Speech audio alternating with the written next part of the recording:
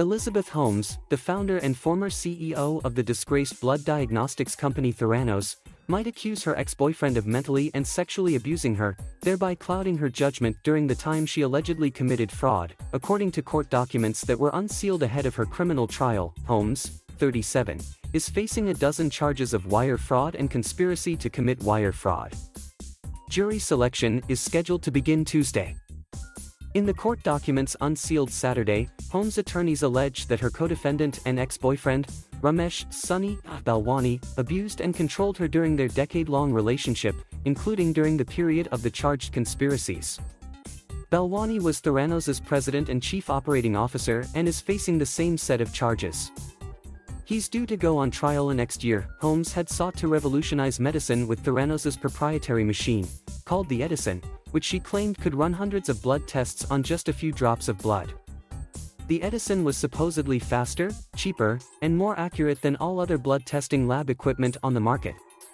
But as a Wall Street Journal investigation revealed in 2015, the machine could run, in reality, only a small number of the tests, and its results were rife with inaccuracies.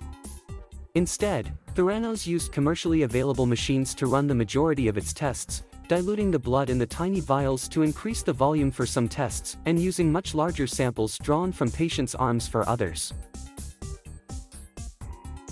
Now federal prosecutors must convince a jury that Holmes intentionally lied to patients and investors about the capabilities of her company's technology. If she is convicted, she will face up to 20 years in prison, plus a fine of $250,000 and restitution for each count. As part of Holmes' defense strategy, her attorneys may introduce evidence from a clinical psychologist, Mindy Mechanic, regarding a mental condition bearing on guilt.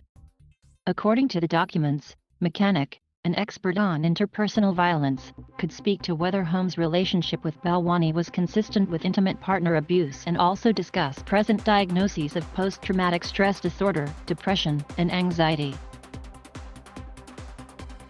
According to the court documents, Holmes might allege at trial that Balwani was sexually abusive and threw objects at her.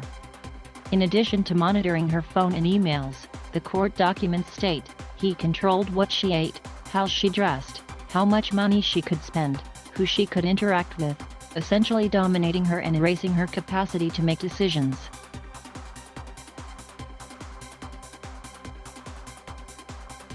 Thank you for watching. Please subscribe